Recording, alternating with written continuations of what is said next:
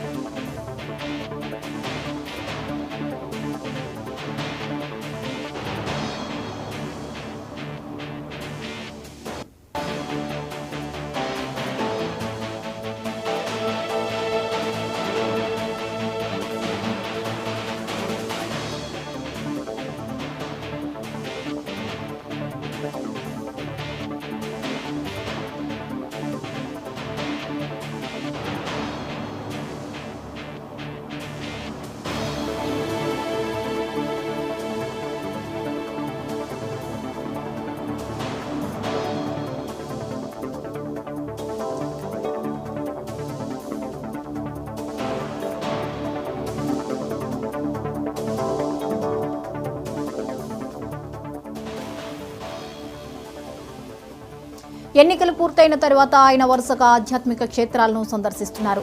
ఇటీవల మోదీ నామినేషన్ వేయడానికి వారణాసికి వెళ్లిన చంద్రబాబు నేడు మహారాష్ట్ర వెళ్తున్నారు. ప్రచారాన్ని ముగించిన సమయంలోనూ చంద్రబాబు చివరి రోజు తిరుమల శ్రీవారిని దర్శించుకున్నారు.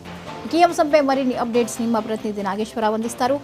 నాగేశ్వరరావు, చెప్పండి, చంద్రబాబు నాయుడు ఈ రోజు పుణ్యక్షేత్రాల దర్శనానికి వెళ్లనున్నట్లుగా తెలుస్తోంది. కొల్హాపూర్ మరియు Shirdi వివరాలేంటి?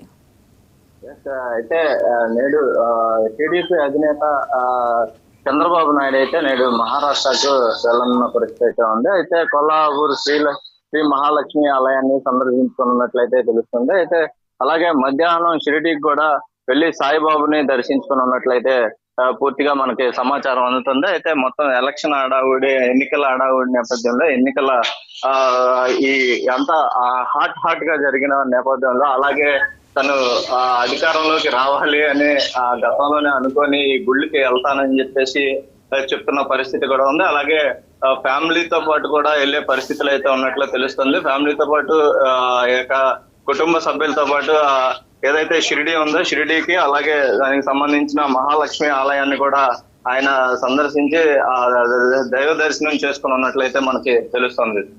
Right, thank you Nageswararao.